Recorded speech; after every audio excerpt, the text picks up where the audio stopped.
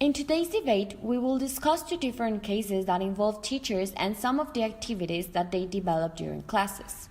To have a clear vision of this debate, the four participants will base their arguments and responses on the next documents: the ethical issues in evaluation by the University of Columbia, the Educational Testing Services Standards of Quality and Fairness, and the International Language Testing Association's Code of Ethics, which is a set of principles which draws upon moral philosophy and serves to guide good professional conduct. This Code of Ethics has 9 fundamental principles, each elaborated on by a series of annotations which generally clarify the nature of the principles. They will also talk about the code of practice established by the Association of Language Testing in Europe. This was created in order to define the standards that current and future members would agree to follow in producing their examinations. It is divided in 4 different areas: developing examinations, interpreting examinations results, striving for fairness, and informing examination takers. Following the debate, we will present the first case, and afterwards we will go straight to the discussion.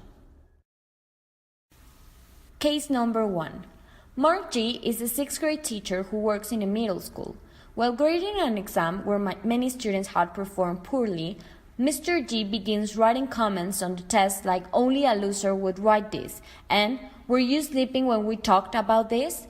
When he returns the exams to his students, several students are visibly upset by his written remarks and go to the principal. Okay, so in the first case, I think that the evaluator's behavior is violating the principle 1 of the Code of Ethics, since it states that language testers shall have respect for the humanity and dignity of each of their test takers. They shall provide them with the best possible professional considerations, and they shall respect all persons' needs, values, and cultures in the provision of the language testing services. Yeah. Well, personally, I think that in this case, there's a clear violation of the Principle 7 of the Code of Ethics that states that language testers in their societal roles shall strive to improve the quality of language testing, assessment, and teaching services, and promote the just allocation of those services and contribute to the education of society regarding language learning and language proficiency. I definitely agree with your argument, and we can even reinforce this violation with one of the annotations of the Principle 7 stated in the Code of Ethics, which suggests that language testers shall make clear that they do not claim, and are not seen to claim, that they alone possess all the relevant knowledge.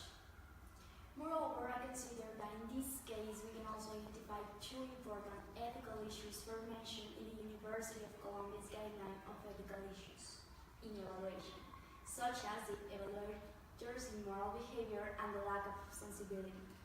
Yeah, in addition, I also think that according to the Educational Testing Services Standards for Quality and Fairness, this case violates the standard 11.3, which states that the evaluator should provide information that minimizes the possibility of misinterpretation of individual assessment results or results per groups.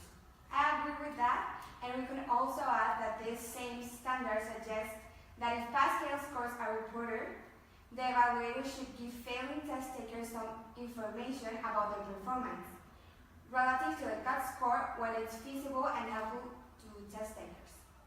And I also consider that this case situation violates the Code of Practices Striving Fairness area, since the evaluator's attitude of writing comments on the test doesn't follow this area's suggestion of reviewing and revising examination tasks and related materials to avoid potentially insensitive content or language. In terms of the effects of these actions, I think that these type of behaviors are not only unacceptable, but can set students to a group of students back considerably. And most devastatingly, these actions can shatter students' confidence and overall morale. Also, administrators must use the evaluation system to make informed decisions when retaining teachers year over year.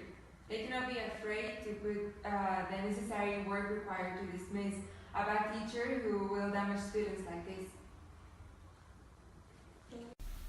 As we can see, in this case, the principles 7 and 9 from the International Language Testing Association's Code of Ethics are violated, as well as the striving fairness area of the Code of Practice.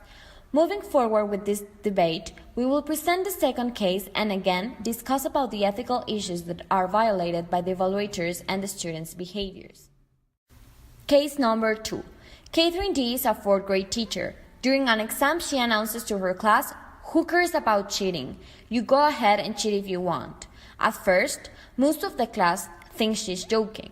As some students start sharing their tests with their classmates, however, it becomes clear that she's allowing them to cheat. At the end of the test, she has the class promise her that they won't tell their parents or the principal about her testing policy. Despite this request, several students complain to their parents, who report the teacher's actions to the principal. Well, as for the second case, I consider that this one breaks the principle 6 of the Code of Ethics, which establishes that language testers shall share the responsibility of upholding the integrity of the language testing profession. Yeah, actually, I agree with your argument, and we can also add the relevance of the importance of one of the annotations of this principle in this case. That suggests that language testers who become aware of unprofessional conduct by a colleague shall take appropriate action, and this may include a report to the relevant authorities. We can see that by requesting the students to don't tell the principal and don't tell their parents, the teacher is violating the entire Code of Ethics. In addition to this violation, we can also talk about the ethical issues from the Universities of Colombia's Guideline of Ethical Issues included in this case. I personally identify with one: the propensity to deliver positive evaluation to increase job security in the evaluator's behavior. I agree with you. The teacher should not allow his students to copy during the exam just because he needs positive results from his students, so he can keep his job. I also found another ethical issue in this case, which is very clear: making decisions without consultation with appropriate stakeholders or authorities. Yeah, and I also think that this case could be considered even as an illegal activity, which is severely criticized by the University of Colombia's Guideline of Ethical Issues.